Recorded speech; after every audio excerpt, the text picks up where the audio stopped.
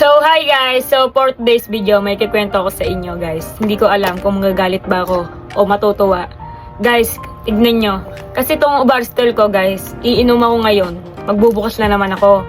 Kasi yung binuksan ko nung nakaraan, guys, nawala sa bag ko. Tapos, alam nyo ba, sabi sa akin ng kaibigan ko, sorry daw. Hindi ko alam kung magagalit ba ako o matutuwa. Kasi sabi niya, nagka-regla na ako. Sabi ko, oh, bakit naman? Bakit naman nagsasorry ka? Ganyan. Kasi daw guys, kinuha niya daw yung Ubarsitol ko. Tapos, nagkaroon na daw siya ng regla. Aray ko! Aray ko po. Guys, hindi ko alam kung talaga matutuwa ako o magagalit ako dahil kinuha niya yung Ubarsitol ko. Pero anyway guys, ito nga palang Ubarsitol ay may bago ng packaging. Yung dating packaging guys, may O+ siya. So yung bagong packaging guys, wala siyang O+. Yung dati meron, di ba? So ngayon guys, wala na siya. So baka kasi malito kayo, maraming nalabas na peke sa mga iba't ibang platform. Eh kaya dapat pumunta kayo doon sa may mapagkakatiwalaan na platform. Alam nyo na guys, sa Black App, punta kayo doon guys. Or lalagay ko dyan sa comment sa baba, sa comment section, yung link ng pag-orderan nyo na ito. Kasi guys, sobrang daming nanood yung last vlog ko. As in, ang daming nagpapatunay na maganda tong Ubarsitol.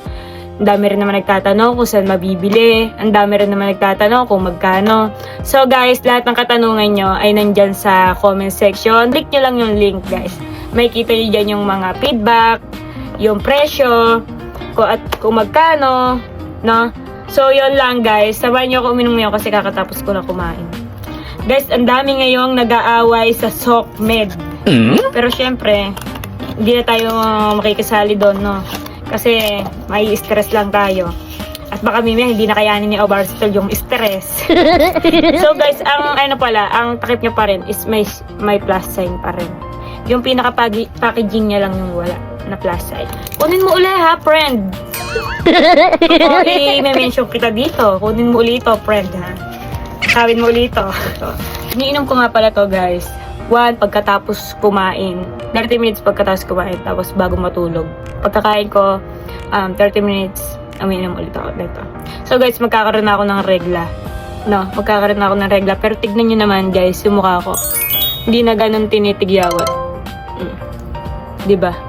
So guys, kung ako sa inyo, kung mga PCOS kayo or may mga problem kayo sa mga hormonal imbalance nyo, mag-avail kayo ng Ubarsitol guys. Kasi sa totoong buhay lang, guys, dito nawala yung cyst ko sa right ovary ko. Kaya guys, hindi to pwedeng mawala sa buhay ko. Kasi alam mo yun, binigay sa atin to ni Lord. Binigay sa atin to ni Lord tong produktong to. Para alam mo yun, maging gamot upang mawala yung mga sakit natin. So, thank you kay Lord. No, thank you kay Lord. Kasi may mga gantong gamot. Siyempre, dun sa gumawa na ito, instruments sila ni God para sa atin.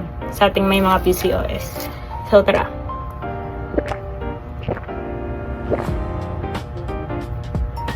So, yun lang naman guys. Comment nyo nga kung magagalit ba ako o matutuwa ako dun sa friend ko. Kasi kinuha niya yung bago kong Ubarsitol. Ngayon, nagbukas na naman ako ng panibago. Hi, aray ko. Lalagay ko dyan sa comment section yung link guys kung gusto nyong umorder. So guys, lalagay ko sa comment section yung link para sa mga nagtatanong na magkano to or maganda ba to. Kayo ng kumilatis. Let's go.